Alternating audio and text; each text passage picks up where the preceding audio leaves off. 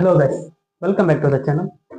ಇವತ್ತಿನ ಈ ಒಂದು ವಿಡಿಯೋದಲ್ಲಿ ರಿಯಲ್ ಎಸ್ಟೇಟ್ ಎಂದರೆ ಏನು ಮತ್ತು ರಿಯಲ್ ಎಸ್ಟೇಟ್ ಹೇಗೆ ಕೆಲಸ ಮಾಡುತ್ತೆ ಹಾಗೂ ರಿಯಲ್ ಎಸ್ಟೇಟ್ ನ ಸ್ಟಾರ್ಟ್ ಮಾಡೋಕ್ಕಿಂತ ಪೂರ್ವದಲ್ಲಿ ನಾವು ಗಮನಿಸಬೇಕಾದ ಅಂಶಗಳ ಏನು ಮತ್ತೆ ನಮಗೆ ಯಾವ ರೀತಿಯ ಯಾವ ಅರ್ಹತೆಗಳು ಇರಬೇಕು ಮತ್ತೆ ಎಲಿಜಿಬಿಲಿಟಿ ಇರಬೇಕು ಅನ್ನೋದನ್ನು ಇವತ್ತಿನ ಈ ಒಂದು ವಿಡಿಯೋದಲ್ಲಿ ತಿಳ್ಕೊಳ್ಳೋಣ. ಪ್ರಸ್ತುತ ನಮ್ಮ ದೇಶದಲ್ಲಿ ರಿಯಲ್ ಎಸ್ಟೇಟ್ ಬಿಸ್ನೆಸ್ ಅಲ್ಲಿ ಈ ವ್ಯವಹಾರದಲ್ಲಿ ಗಳಿಸಿರ್ತಕ್ಕಂಥ ಲಾಭದ ಪ್ರಮಾಣ ಅಪಾರವಾಗಿತ್ತು. ಬೇರೆ ಒಂದು ವ್ಯವಹಾರಗಳಿಗೆ ಕಂಪೇರ್ ಮಾಡಿ ನೋಡಿದರೆ ಸೊ ಈ ಒಂದು ರಿಯಲ್ ಎಸ್ಟೇಟ್ ನಲ್ಲಿ ಹೆಚ್ಚು ಹಣವನ್ನು ಗಳಿಸಲಿಕ್ಕೆ ಸಾಧ್ಯತೆ ತುಂಬಾನೇ ಇದೆ.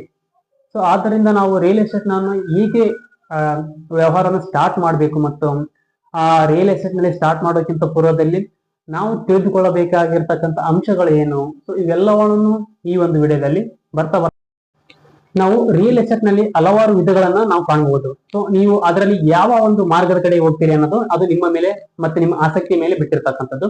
ನಾವು ಮೊದಲನೇದಾಗಿ ದಲ್ಲಾಳಿ, ಏಜೆಂಟ್ ಅಂತ ಕರಿತೀವಿ.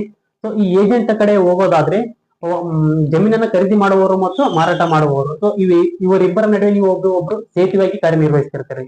ಸೊ ಇವರಿಬ್ಬರ ಕಡೆಯಿಂದನೂ ನೀವು ಹಣವನ್ನ ಪಡಿಬಹುದು. ಒಬ್ಬರಿಗೆ ಮಾರಾಟ ಮಾಡಿ ಇನ್ನೊಬ್ಬರಿಗೆ ಆ ಜಮೀನನ್ನ ಕೊಡಿ. And next one property development.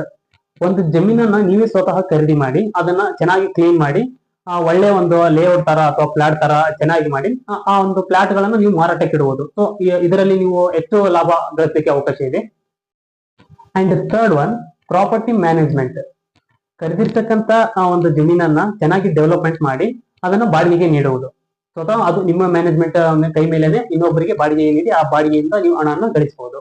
So ಈ ರೀತಿಯ ಮೂರು ಒಂದು ವಿಧಗಳನ್ನ ನಾವು ರಿಯಲ್ ಎಸ್ಟೇಟ್ ನಲ್ಲಿ ನೋಡಬಹುದು. ಅಂಡ್ ಮೋಸ್ಟ್ ಇಂಪಾರ್ಟೆಂಟ್ ಪಾಯಿಂಟ್ಸ್ ಏನಂತಂದ್ರೆ ಈ ಒಂದು ರಿಯಲ್ ಎಸ್ಟೇಟ್ಗೆ ಬೇಕಾಗಿರ್ತಕ್ಕಂಥ ಅಂಶಗಳೇನು ಅನ್ನೋದು ಬಹಳ ಒಂದು ಮುಖ್ಯ ಆಗಿರುತ್ತೆ.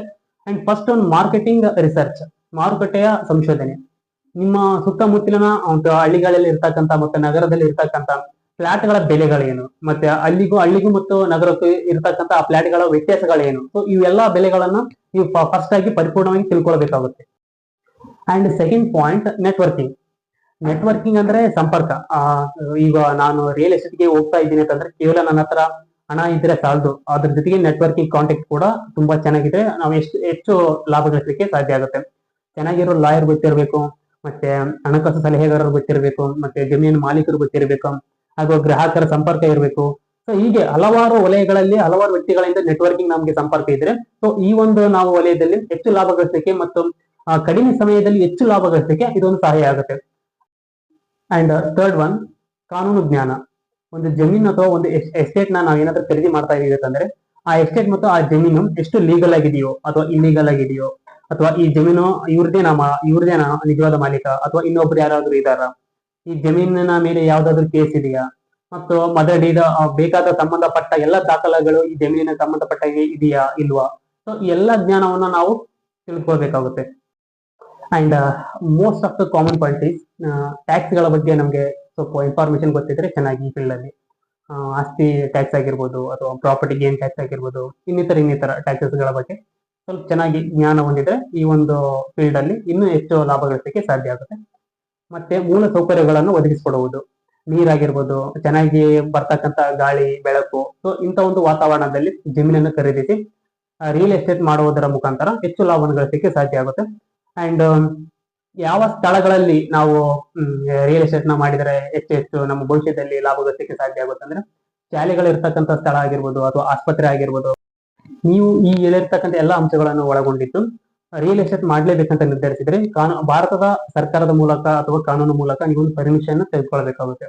ಅಂಡ್ ಅದು ಏನು ಅಂದ್ರೆ ರೇರಾ ರಿಜಿಸ್ಟ್ರೇಷನ್. ಈ ರೇರಾ ರಿಜಿಸ್ಟ್ರೇಷನ್ ಏನಂತಂದ್ರೆ real estate regulatory and authority ಪ್ರಾಧಿಕಾರದ ಅಡಿಯಲ್ಲಿ ನೀವು ಒಂದು ರಿಜಿಸ್ಟ್ರೇಷನ್ ಮಾಡಿಕೊಳ್ಬೇಕಾಗುತ್ತೆ, ಇದು ಕಡ್ಡಾಯವಾಗಿ.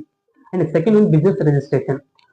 ಸೋಲೋ ಪ್ರಾಪರ್ಟಿಶಿಪ್ ಆಗಿರ್ಬೋದು ಅಥವಾ ಪಾರ್ಟ್ನರ್ಶಿಪ್ ಆಗಿರ್ಬೋದು ಅಥವಾ ಪ್ರೈವೇಟ್ ಕಂಪನಿ ಲಿಮಿಟೆಡ್ ಅಡಿಯಲ್ಲಿ ನೀವು ಒಂದು ರಿಜಿಸ್ಟ್ರೇಷನ್ ಮಾಡಿಸ್ಕೊಂಡ್ರು ಕೂಡ ಅದು ಮಾನ್ಯತೆಗೆ ಒಳಪಡುತ್ತೆ. ಅಂಡ್ ಥರ್ಡ್ ಒನ್ GST ಮತ್ತೆ ಟ್ರೇಡ್ ಲೈಸೆನ್ಸ್ ನ ಒಳಗೊಂಡಿರಬೇಕು. ಸೊ ಈ ಮೂರನ್ನು ನೀವು ಕಾನೂನು ಕಡೆಯಿಂದ ನೀವೇನಾದ್ರೂ ಪಡೆದುಕೊಂಡಿದ್ದೆ ಆದಲ್ಲಿ ರಿಯಲ್ ಎಸ್ಟೇಟ್ ನ ನೀವು ಪ್ರಾರಂಭಿಸಬಹುದು. ಸೊ ಇದಿಷ್ಟು ರಿಯಲ್ ಎಸ್ಟೇಟ್ ನ ವ್ಯವಹಾರವನ್ನು ಪ್ರಾರಂಭಿಸಲು ಬೇಕಾಗಿರ್ತಕ್ಕಂಥ ಅಂಶಗಳು ಮತ್ತೆ ನಾಲೆಡ್ಜ್.